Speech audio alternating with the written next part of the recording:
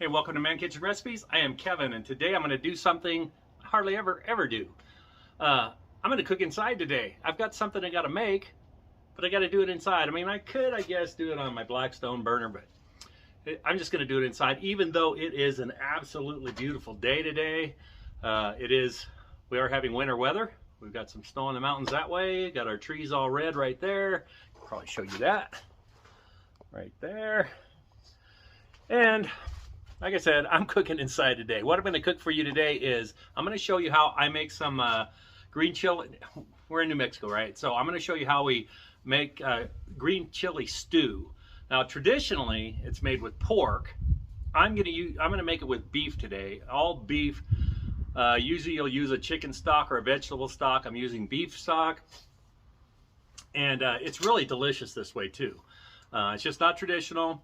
Usually they use an onion. I'm not using an onion today. We prefer to taste the green chili and not all the onion. So let's get inside. I'll show you how easy this is to make, and I've got to get this made because I want to do a video soon that I'll need some green chili stew. All right, let's go inside and we'll do it. This beef green chili stew, I'm going to start with 1 pound of hamburger. This hamburger's still a little bit frozen, but it'll break up. And you just want to cook your hamburger until it's browned. And after it's simmered for a while, I'm going to add about a teaspoon of salt. You can adjust salt to your liking. And then we're going to add about 1.5 teaspoons of black pepper. I love black pepper. And then we'll just get that all mixed in. And then after it's been simmering for a little bit, you want to kind of see how much fat you got in there, how much hamburger grease. I had about 1/4 cup, so I'm adding 1/4 cup of all-purpose flour. And then we'll just get this mixed up, and you want to just let it simmer or cook for another minute or two and stir it all the while. And then after that's cooked for a little bit, then we're going to add in 1 cup of green chili. You can add more or less. I'm just going to add 1 cup and see how that looks. Get it stirred up. And I think I'm going to add another 1/4 cup of green chili. That should do it. We'll get this all mixed in real well.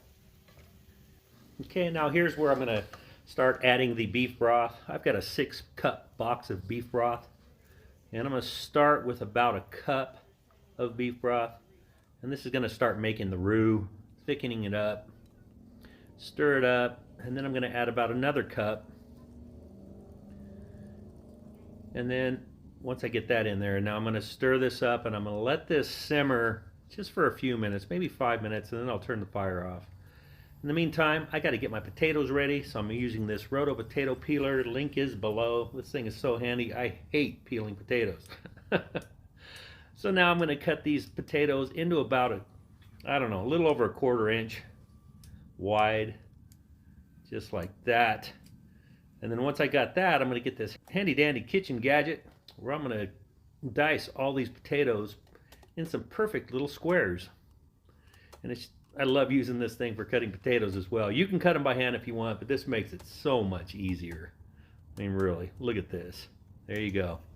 Diced potatoes, just like that. So what I'm going to do now is I'm going to put these potatoes in a crock pot. And then I'm going to add a can of petite diced tomatoes. You know, you can do this all in a pot. We got things to do today, so I'm going to finish this off in a crock pot. All right, now I'm going to add my meat mixture in there with the green chilies. And then we're going to get that mixed in. Nice and good. Look at that. You could probably have this just like that if the potatoes were cooked. They're not cooked yet. All right, so now I'm going to add the probably about 4 more cups of the beef broth, whatever's left in that box. And that makes a nice pot of stew. Get that stirred up. And then before we put the lid on it, I almost forgot, I got to put about 1.5 teaspoons of garlic, probably a clove or 2 if you're using fresh garlic. And then we're just going to put a lid on it. This one seals. I like using those liners too. It makes it so much easier for cleanup. And then I'm going to put this on high for 4 hours because I want to get those potatoes cooked. So we'll see in a little while. And after 4 hours, I'm just going to set it to low for the next 8 hours, but it'll be done in about 2. Okay, we went 4 hours on high, and we got about an hour and a half or so on low. Look at that. It's looking good. We're going to turn this down to warm. We're not quite ready to eat, but we'll keep it warm. Look at that. Potatoes are done, and that's what we're looking for. There you go. It's going to be good. There you go. Beef Green Chile Stew. All right, there you go. I wanted to get out here and do my taste test while the moon's still up right over there. It's not quite full yet, but I just brought a little bit out here. Man, Beef Green Chile Stew. It's different than regular green chili stew with pork. But man, let me just tell you, this stuff is so good. Let me get a bite of this. Potatoes are done. Look at that. Nice and hot.